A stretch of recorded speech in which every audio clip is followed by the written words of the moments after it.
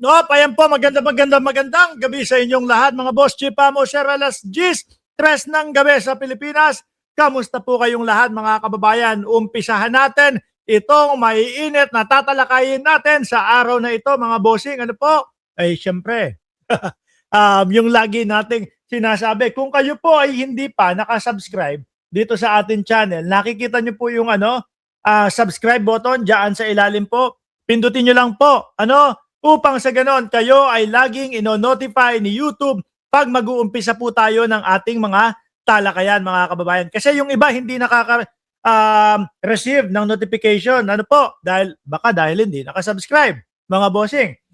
Pipindutin niya lang yung subscribe button dyan sa ilalim, tapos iiwanan nyo ng isang thumbs up. Yung 46 na thumbs up ngayon, dadagdagan nyo, magiging 500 like na. Mas lalong i-share ni YouTube, mas lalo pong i-share ni YouTube ang ating mga ginagawang live content sa araw-araw, mga bossing Chip Amo, sir.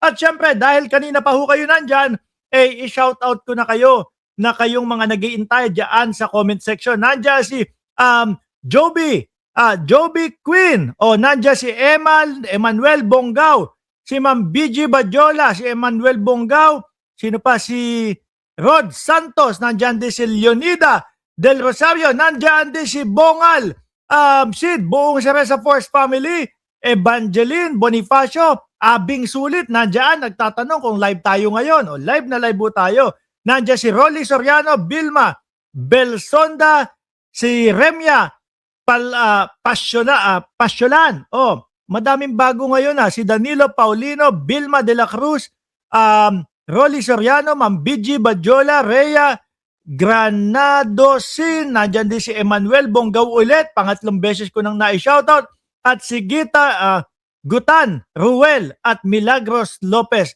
Jolly Rafael Porio. Tapos na po tayo, maraming salamat, God bless. Ubus na yung oras natin sa shoutout. Mamaya na po yung iba, madadaanan natin yung mga pangalan nyo dyan po, mga kababayan. Paktay na! Yare! Mga kababayan, mamaya na yon, yung kay Bato de la Rosa, mga boss Chip Amo, sir. Dumito muna tayo, paiinitin muna natin ng konti yung ulo ng mga DDS. Bakit po? Ay panigurado kapag itong balita na ito, mga kababayan, ay narinig po ng mga DDS, pihado po, panigurado po, magwawala po yung mga DDS, mga boss Chip Amo, sir. Bakit? Ibinasura ng Sandigang Bayan, mga boss Chip Amo, sir. Alin po? Pakinggan nyo. Ibinasura ng Sandigan Bayan Special Division ang natitirang asset claims sa forfeiture case laban sa pamilyang Marcos. Aray ko po. Malulungkot na naman yung mga kaibigan natin ng mga DDS niyan. Ang gusto po kasi nila, mga kababayan, lagi po hatakin pababa o lagi pong siraan ang pamilya Marcos, mga bossing. Ang tanong ko, Ronnie De Guzman, ang tanong ko, si Amy Marcos kaya masaya dito sa balita na ito? Or malungkot? Kasi alam niyo naman, si Amy Marcos, na po yan, solid po na solid po na DDS yang si Amy Marcos. Ang tanong, matutuwa kaya si Amy Marcos, dahil dito sa taon na to, wala nang kapakapamilya pakialam ko sa inyo, kapamilya ko kayo, sisiraan ko kayo. Ultimo nga si Sandro Marcos, mga kababayan. Sandro Marcos na meron lang may nagpa-selfie na Marines. Biruin mo. Ang sabi, ebidensya na daw po nila yon. Kay Pangulong Bongbong Marcos, nung panahon ng kampanya, may nag-selfie na Marines daw o nung Marites. Ebidensya na din daw ho yun. Sabi ni Ma'am Juby Sestina, malungkot, syempre si Amy. Traidor na Marcos yan. Sabi ni Ma'am Juby Sestina yan. Tuloy. Sa resolusyong inilabas noong 2 ng Hunyo, tinapos na ng anti-graft court ang mga hindi pa nare-resolbang claims matapos maghain ang Presidential Commission on Good Government ng manifestation na hindi na sila maghahain ng karagdagang ebidensya para sa mga natitirang ari-ariang nasa listahan. Ayon sa government prosecutors, karamihan sa mga target na ari-arian ay naresolba o nabawi na sa pamamagitan ng magkakahiwalay na legal na aksyon. Ayan. Kabilang narito ang $658 million mula sa Swiss deposits, mga pondo, ari-arian, shares at iba pang assets. Pero syempre, magmamagaling yung mga DDS dyan, mga kababayan. Kasi po sila yung magaling. Di ba? Alaga, 143. Meron nga akong mga mga kakilala. Biruin mo, pati yung IBP. Kapisanan po ng mga broadcaster ng Pilipinas. Ay, hindi. Same lang, no? Kumbaga, yun po ay samahan ng mga abogado sa buong Pilipinas. Pati po yung IBP, kinokontra eh. Nagmamagaling eh. Feeling mga magaling eh, no? Mga kababayan.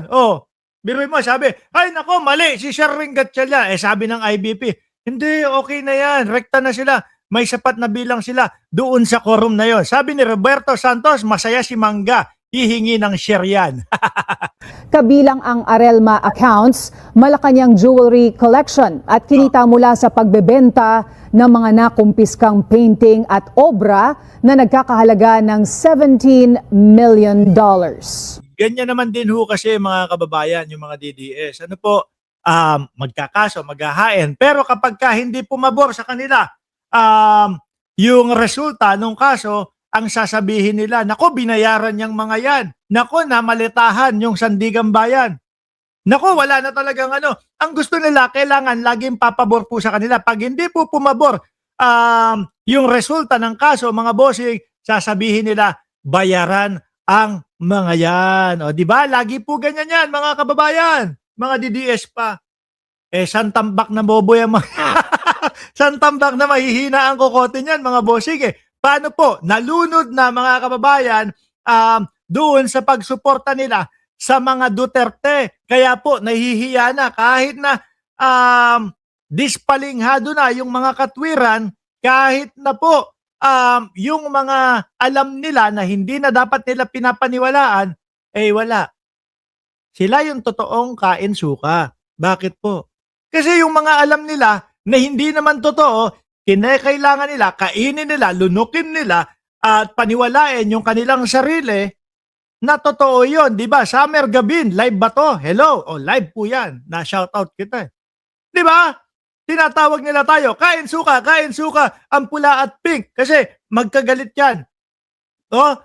Yung pink, galit na galit sa mga Marcos yan. Yung pula, galit na galit sa mga kakamping yan. Kinain nila ang suka nila. Ang tawag doon, totoong unity. Ang tawag doon, totoong kapayapaan ang hanap. Kasi kayo, wala eh. Naki-uniteam kayo, pero paninira lang pala ang gagawin nyo sa kampo ni Pangulong Bongbong Marcos. Ang masahol pa, ang masama pa sa mga DDS o mga kababayan, ay sila yung mga nag-iimbento ng ebidensya para lang masira ang ating Pangulo. Ganun po kasahol ang mga DDS. Simula po nung pagkapanalo ni Pangulong Bongbong Marcos, mga nagsisigawa at pangahuyan ng mga video.